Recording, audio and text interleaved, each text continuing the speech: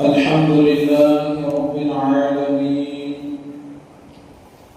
والصلاة والسلام على سيد الأنبياء والمرسلين. أما بعد فأعوذ بالله من الشيطان الرجيم. بسم الله الرحمن الرحيم. يا أيها الذين آمنوا اتقوا الله وكونوا مع الصادقين. صدق الله العظيم. آئیے سب سے پہلے ہم اور آپ تمامی حضرات گنبد خضرا میں آرام فرمانے والے آقا، لمبے لمبے ہاتھوں سے بھیک دینے والے دادا جناب احمد مجتبی محمد مصطفیٰ صلی اللہ علیہ وسلم کی بارگاہ میں بے پناہ میں عقیدت و محبت کے ساتھ ہدیہ درود و سلام پیش کر لیں اور پڑھیں با آواز بلند درود پاک، اللہم صل علی سیدنا و مولانا محمد وبارک وسلم صلاة و سلاما علیک یا رسول اللہ صلی اللہ تعالی علیہ وسلم۔ پیارے محترم اسلامی بھائیوں، یہ ماہ مبارک ماہ ربیع الاوّل چل رہا ہے اور ماہ ربیع الاوّل کی آج 17 تاریخ ہے۔ یہ بڑا مبارک دن ہے اور یہ مہینہ بھی بڑا مبارک ہے نسبت ہے اسے غوث اعظم رحمت اللہ تعالی علیہ سے۔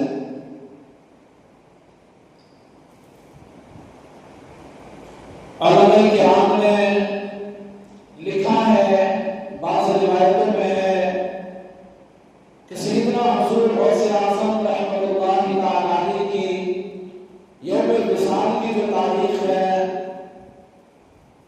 وہ 11 ربیع الثانی ہے،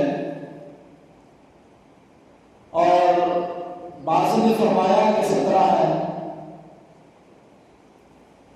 لہذا آج 17 تاریخ ہے۔ حضور غوث اعظم رحمت اللہ تعالی علیہ وہ مبارک ہستی ہے، وہ عظیم ہستی ہے کہ جن کا فیضان آپ کی حیات میں بھی لوگوں نے لوٹا اور پھر بعد والوں میں بھی، یہاں تک کہ آج بھی حضور غوث پاک رحمت اللہ تعالی علیہ سے محبت کرنے والے، آپ کے چاہنے والے، آپ سے عقیدت رکھنے والے ان کا فیضان لوٹ رہے ہیں، ان کے فیضان سے مالا مال ہو رہے ہیں۔ حضور غوث پاک رحمت اللہ تعالی علیہ کا خود ارشاد ہے، آپ فرماتے ہیں میرا کوئی مرید، میرا کوئی چاہنے والا، میرا کوئی عاشق دنیا کے کسی بھی کونے پر ہو اور مجھے وہ پکارے مشکل کے وقت میں، تو میں اللہ کی عطا سے، اللہ کے فضل سے اس کی مدد فرماتا ہوں، اس کی مدد کو پہنچ جاتا ہوں۔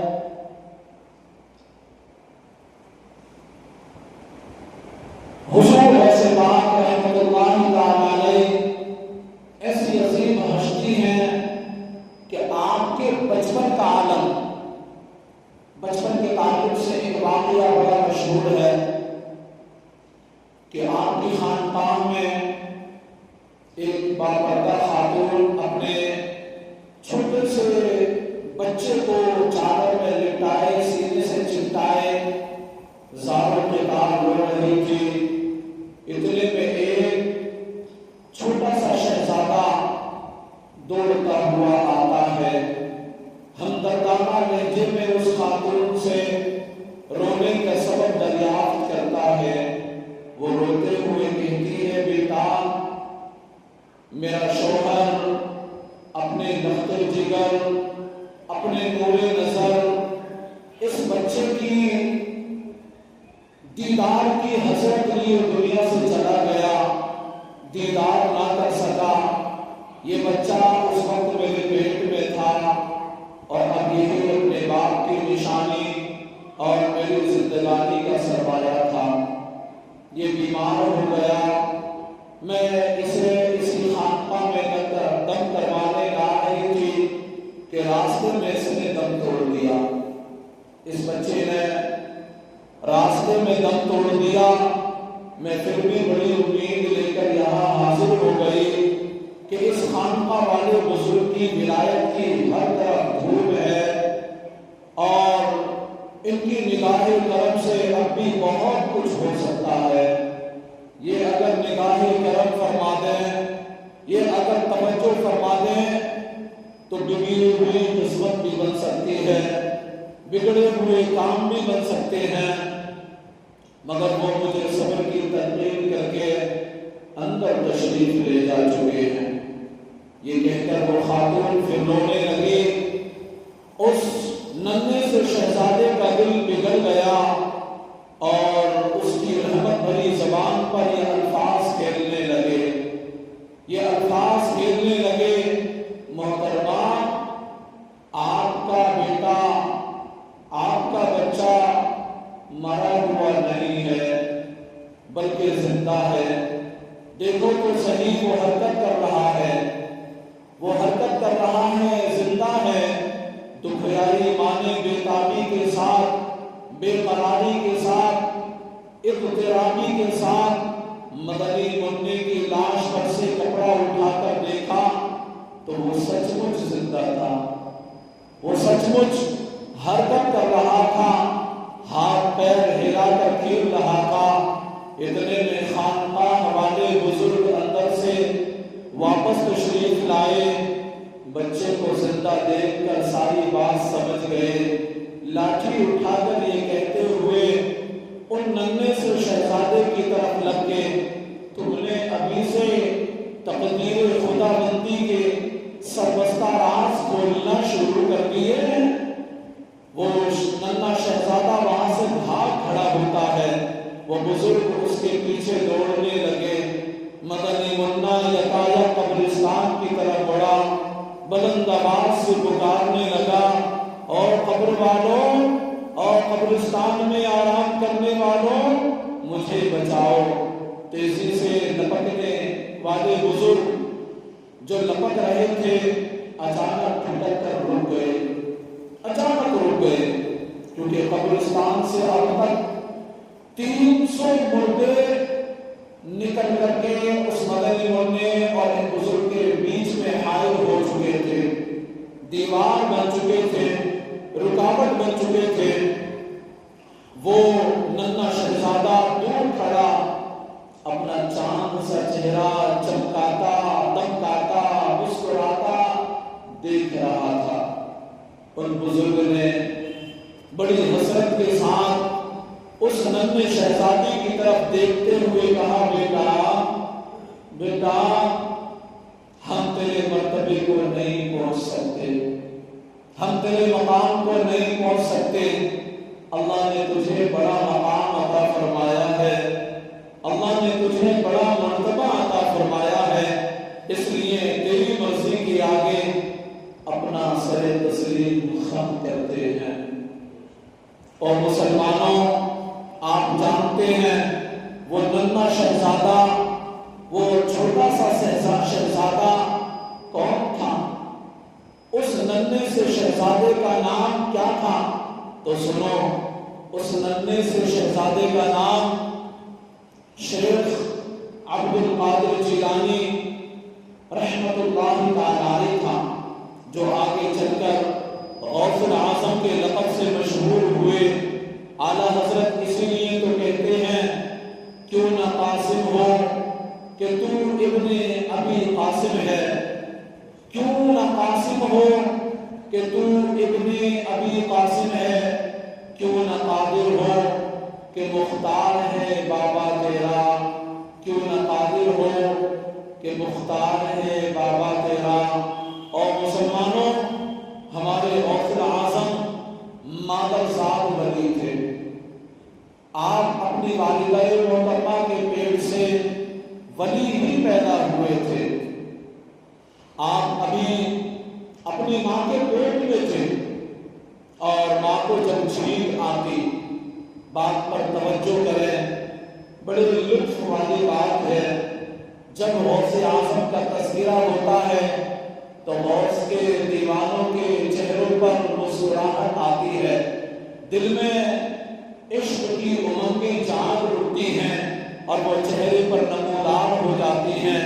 اسی لیے تو حضور غوث پاک رحمت اللہ تعالی علیہ کے شیدائی حضور غوث اعظم کو پکارتے ہیں اور حضور غوث پاک بھی ان کی مدد فرماتے ہیں۔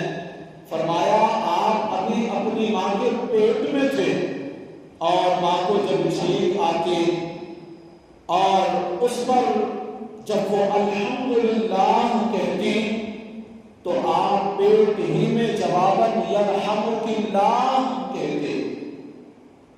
آپ یکم رمضان المبارک بروز پیر صبح صادق کے وقت دنیا میں جلوہ گر ہوئے، اس وقت وہ آہستہ آہستہ حضور غوث اعظم کی حرکت کر رہے تھے، ابھی پیدا ہوئے ہیں۔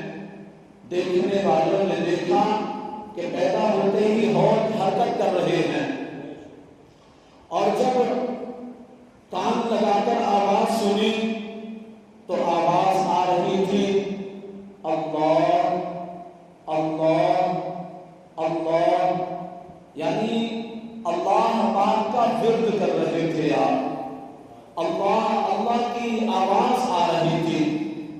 جس دن آپ کی ولادت ہوئی اس دن آپ کے دیار ولادت یعنی جیلان شریف میں 1100 بچے پیدا ہوئے۔ وہ سب کے سب لڑکے تھے اور سب کے سب ولی اللہ بنے۔ غوث اعظم نے پیدا ہوتے ہی روزہ رکھ لیا اور جب سورج غروب ہوا اس وقت ماں کا دودھ نوش فرمایا، دنیا والوں کو بتا دیا کہ ہم نے روزہ رکھا ہے، ہم نے روزہ رکھا ہے، یہ دنیا والوں کو بتا دیا۔ سارا رمضان المبارک آپ کا یہی معمول رہا۔ 5 برس کی عمر میں جب پہلی بار بسم اللہ پڑھنے کی رسم کے لیے کسی بزرگ کے پاس بیٹھے تو بزرگ نے آپ کو پڑھایا، پڑھو بیٹا اعوذ باللہ من الشیطان الرجیم۔ حضور غوث اعظم نے پڑھا، بزرگ نے پھر کہا پڑھو بیٹا بسم اللہ الرحمن الرحیم۔ حضور غوث اعظم رحمت اللہ تعالی علیہ نے پڑھا اور پھر آگے خود ہی پڑھنا شروع کر دیا۔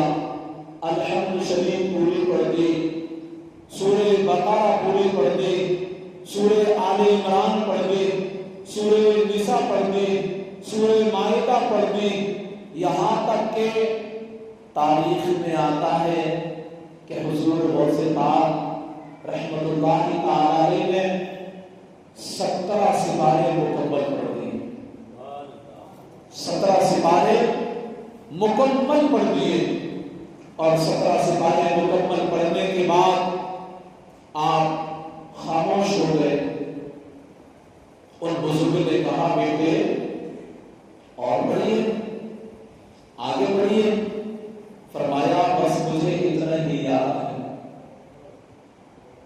سبحان اللہ، کہا بس مجھے اتنا ہی یاد ہے۔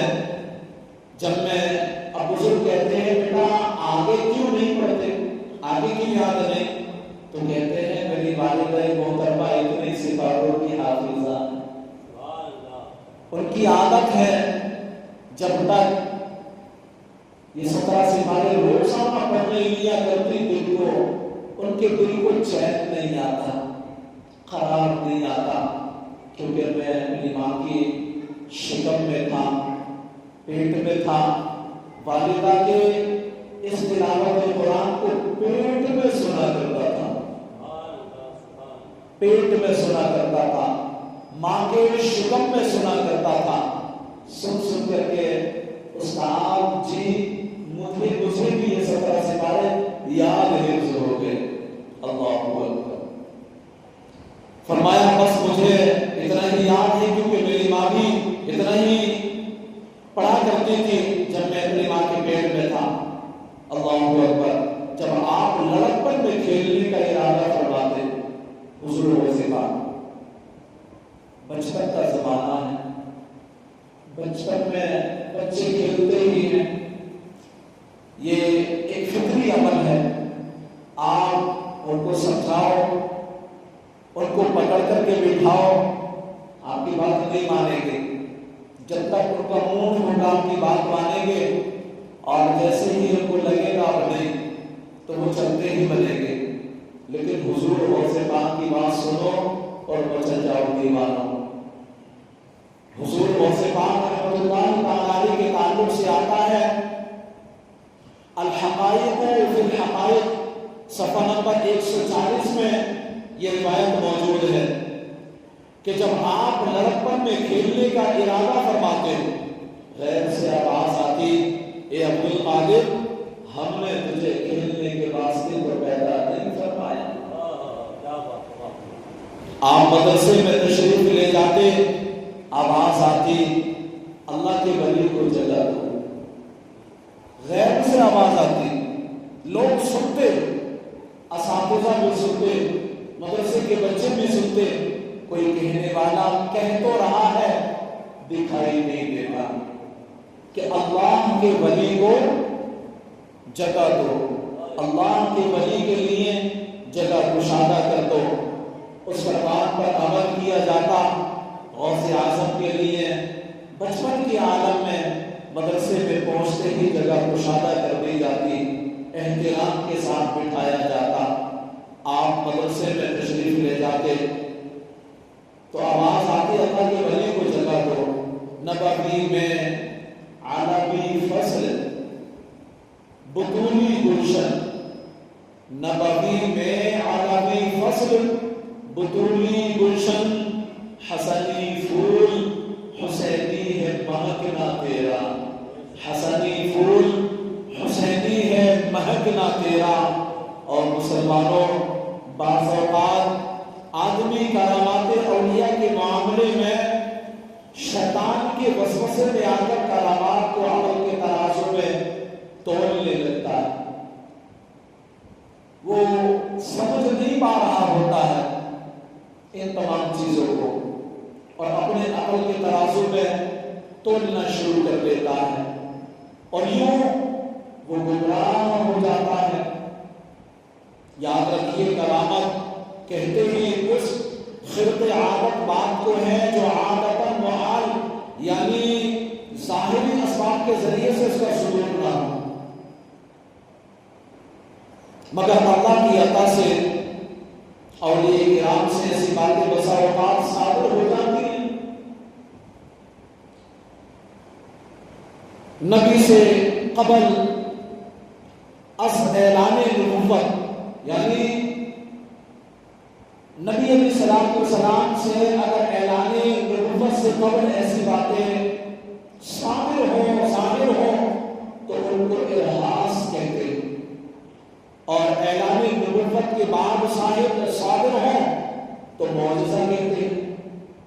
عام مومنین سے اگر ایسی چیزیں ظاہر ہوں تو اسے معونت، اور ولی سے ظاہر ہوں تو کرامت کہتے ہیں، اور کافر یا فاسق سے کوئی خرق عادت ظاہر ہو تو اسے استدراج کہتے ہیں۔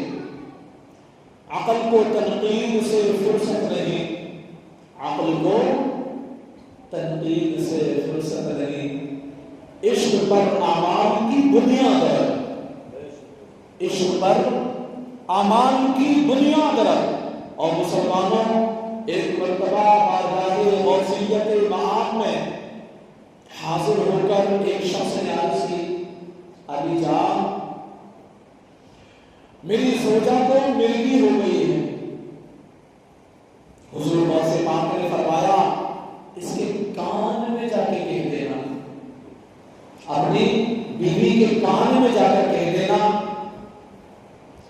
کہ غوث پاک کا حکم ہے بغداد سے نکل جا، غوث پاک کا حکم ہے بغداد سے نکل جا۔ اسی وقت وہ اچھی ہو گئی اور پھر کبھی اس کو بیوی کا جوڑا نہ پڑا۔ کیسے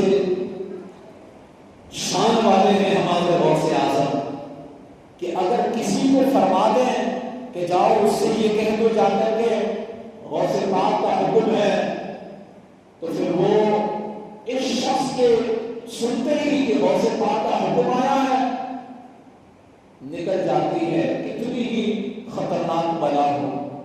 اعلیٰ حضرت عظیم البرکت مجدد دین و ملت مولانا شاہ امام محمد رضا خان رحمۃ اللہ علیہ فرماتے ہیں مرغی بہت خبیث بلا، بہت خبیث بلا، اور اسی کو ام السبیان بھی کہتے ہیں، بچوں کی ایک بیماری جس سے اعضاء میں جھٹکے لگتے ہیں، اگر بچوں کو ہو، ورنہ مرغی تجربے سے ثابت ہوا ہے کہ اگر 25 برس کے اندر اندر ہوگی تو امید ہے کہ جاتی رہے گی۔ 25 برس کی عمر سے پہلے کے اگر نوجوانوں کو بچوں کو ہوتی ہے تو امید ہے کہ یہ چلی جائے گی، نہیں رہے گی ہمیشہ۔ اور اعلیٰ سے فرماتے ہیں اور اگر 25 برس کے بعد یا 25 برس والے کو ہوئی تو اب نہ جائے گی، کیا نظر فرماتے ہیں؟ ہاں کسی ولی کی کرامت یا تعبیر سے جاتی رہے تو یہ امر آخر یعنی اور بات ہے، یہ اور بات ہے۔ یہ مرغی فی الحقیقت ایک شریر جن یعنی شیطان ہے جو انسان کو ستاتا ہے، جو انسان کو ستاتا ہے۔ اچھا انسانوں کے اندر بھی جو ہے نا عجیب عجیب فطرت ہے۔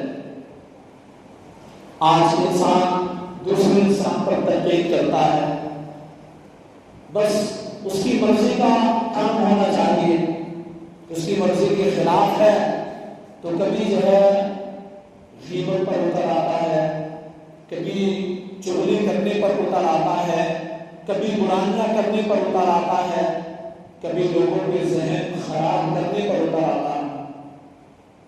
لیکن میں بتاؤں آپ کو لوگوں کا ذہن خراب کرنا یہ بہت بری بات ہے۔ یہ جو ادھر کی ادھر لگاتے ہیں نا یہ بہت بڑی خسارے میں، بہت بڑے خسارے میں۔ ادھر کی ادھر لگانے کی وجہ سے کئی خاندان تباہ ہو گئے، کئی خاندان برباد ہو گئے، کئی خاندانوں میں لاشوں کے انبار لگ گئے، اسی ادھر کی ادھر لگانے کی وجہ سے۔ اور کئی خاندانوں میں نفرتیں پیدا ہو گئی، کئی جگہ جو پورے گاؤں والے، پوری بستی والے، پورے علاقے والے محبت کے ساتھ مل جل کر کے رہا کرتے تھے، ایک دوسرے کے دکھ درد میں کام آیا کرتے تھے، ایک دوسرے کی خیریت پوچھا کرتے تھے، ذرا سا سن لیا کہ فلاں کے سر میں درد ہے، جب تک اطمینان نہیں ملتا تھا جب تک کہ اس کی بیمار کرسی نہ کر لی جائے، ایسی محبتیں تھی۔ لیکن ایک شخص ان کے بیچ میں آتا ہے، ادھر کی ادھر ادھر کی ادھر لگاتا ہے اور یہ محبتیں دشمنیوں میں تبدیل کر دیتا ہے۔ مجھے ایک واقعہ یاد آ رہا ہے کہ ایک شخص تھا، وہ ایک غلام کو بازار میں بیچنے کے لیے آیا۔ وہ زمانہ جب کہ غلام خریدے اور بیچے جاتے تھے، آج تو یہ زمانہ نہیں رہا، اب تو ختم ہو گیا ہے۔ تو بازار میں اپنے غلام کو خرید بیچنے کے لیے آیا ایک شخص۔ اچھا جیسے آج لوگ اپنا مال بیچنے کے لیے جاتے ہیں نا تو وہ چلتا چلتا کر کے آواز لگاتے ہیں میرا مال بڑا اوریجنل ہے، ایک دم کھرا مال ہے، میرا مثال کے طور پر میرا شہد جو میری کمپنی کا ہے، اوریجنل شہد ہے، اس میں ہزاروں شفائیں موجود ہیں۔ رسول پاک صلی اللہ علیہ وسلم کا فرمان بھی اچھا، میں آپ کو بتا دوں یہ کہ شہد میں 70 بیماریوں کا علاج موجود ہے۔ بولو کتنی بیماریوں کا علاج موجود ہے؟ زور سے بول دو اور زور سے بول دو، 70 بیماریوں کا۔ یہ میں نہیں بولنا، یہ میں نہیں بول رہا، بلکہ حدیث پاک سے ثابت ہے کہ اگر تم بیمار ہو جاؤ تو شہد استعمال کرو۔ شہد کو اور چیزیں لگا کر کے جو ہے استعمال کرنے کے لیے بتائیں کہ تم شہد استعمال کرو۔ شہد 70 بیماریوں کا علاج ہے۔ تم شہد اور کلوچی ملا کر کے استعمال کرو گے تو ذہن تیز ہوگا، یادداشت مضبوط ہوگی، جگر کو تقویت ملے گی، دل کو تقویت ملے گی اور طاقت تمہارے اندر آئے گی۔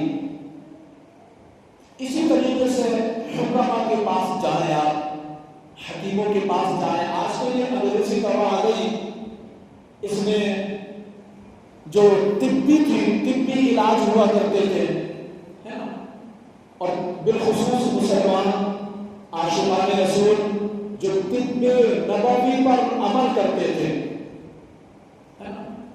تو ان کو اس سے بڑے فائدے ہوتے تھے۔ تو اس سے رجحان ہی ہٹا کے انگریزی دوا نے ادھر کھاؤ اور 2 گھنٹے میں آرام۔ تو کون دیکھے گا طب کی کتابوں کو یا طب کی دوائیوں کو؟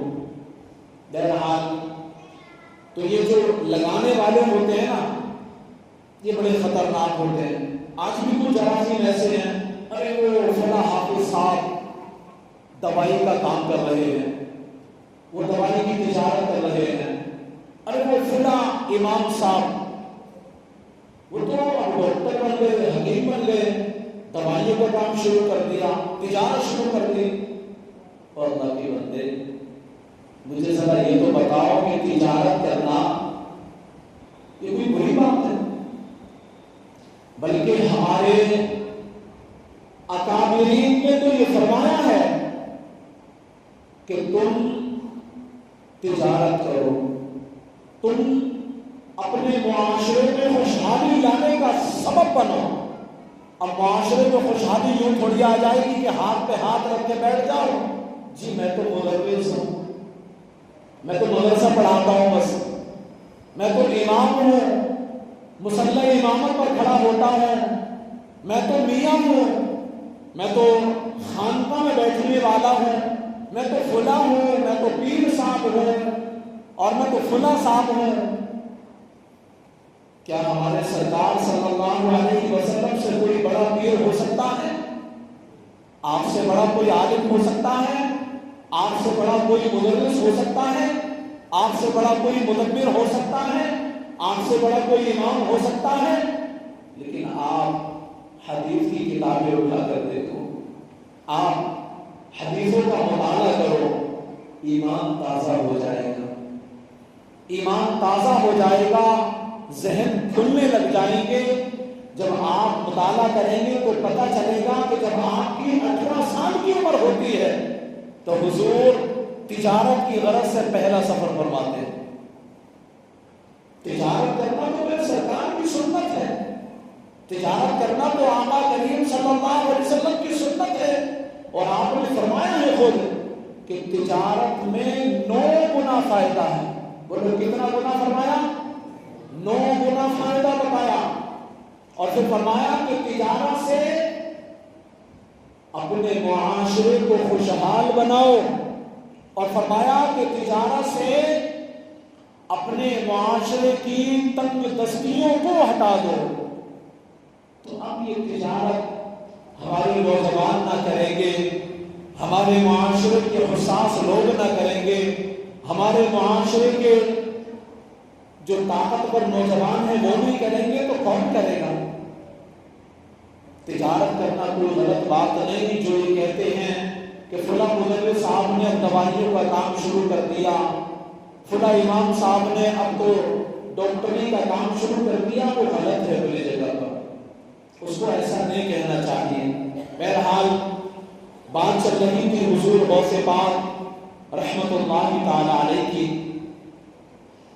تو پیارے مسلمانوں، بچہ پیدا ہونے کے بعد جو اذان میں دیر کی جاتی ہے، یہاں پر جو ہے ایک بہت ہی قیمتی نقطہ میں آپ کو چھوڑ رہا ہوں، بہت توجہ سے سنیے گا، شاید اس سے پہلے آپ نے یہ بات سنی ہو کہ بچہ پیدا ہونے کے بعد جو اذان میں دیر کی جاتی ہے، اس سے اکثر مرگی کا مرض پیدا ہوتا ہے دیر کرنے کی وجہ سے۔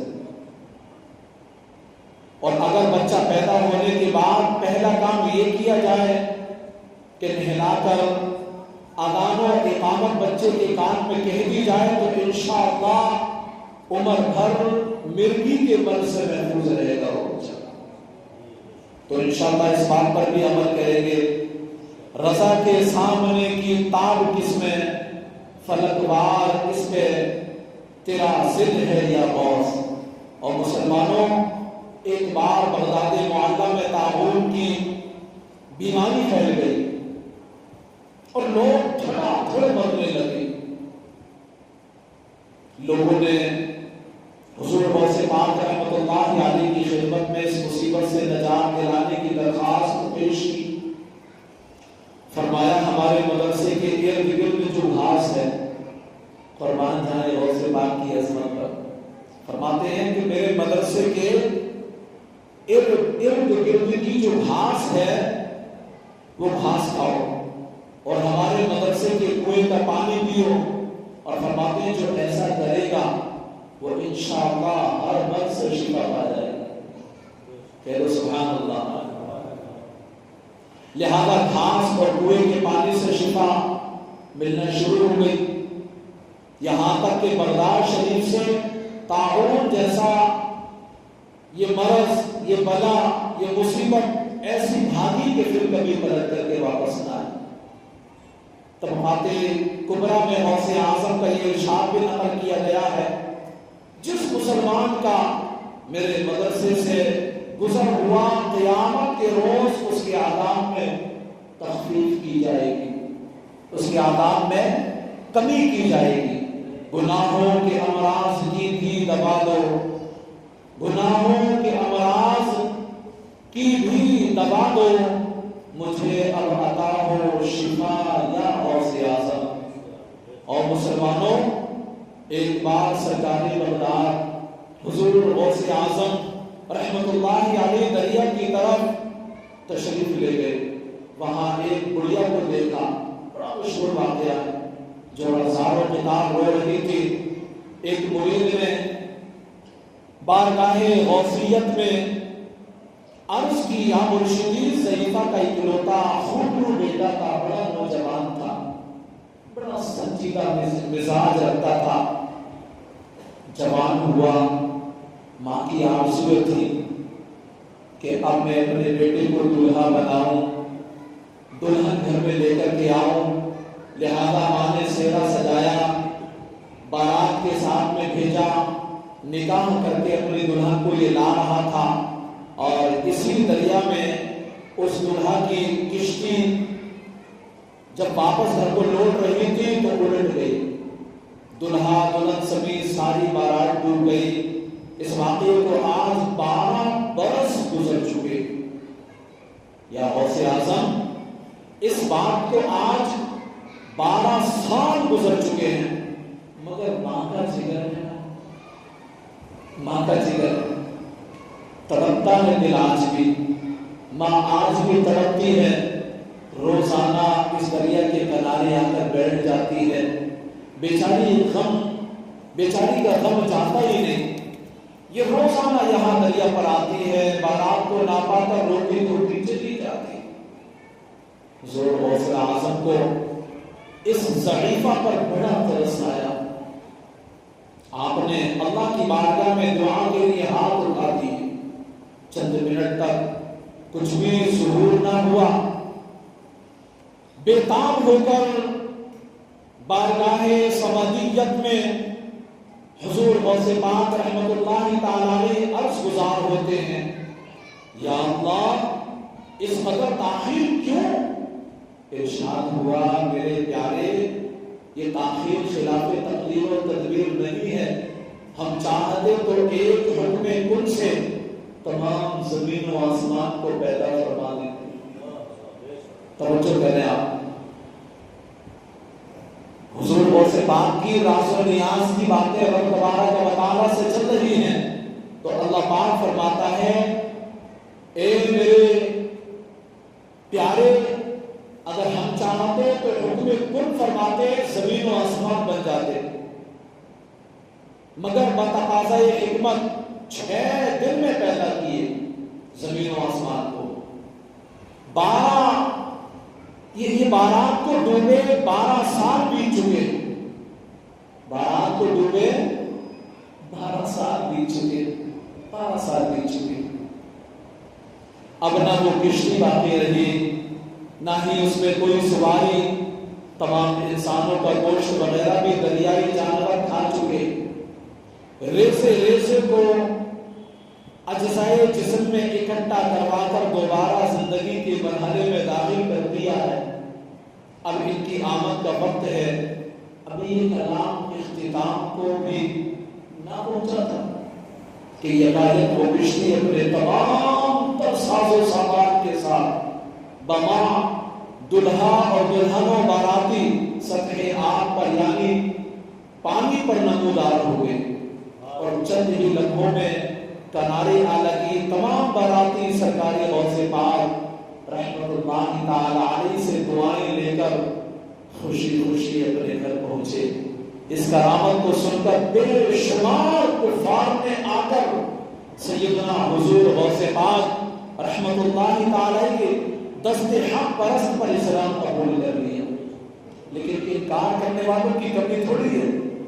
آج بھی وہ بولتے ایسا ہو سکتا، ایسا ہو سکتا، آج بھی لوگ جو ہے نا ایسی باتیں بنانے میں کبھی نہیں کرتے۔ ہاں پیارے ہو سکتا ہے، نہیں ہوا ہے ایسا۔ نکالا ہے پہلے تو ڈوبے ہوئے کو، نکالا ہے پہلے تو ڈوبے ہوئے کو، اور اب ڈوبتوں کو بچا غوث اعظم، اور اب ڈوبتوں کو بچا غوث اعظم۔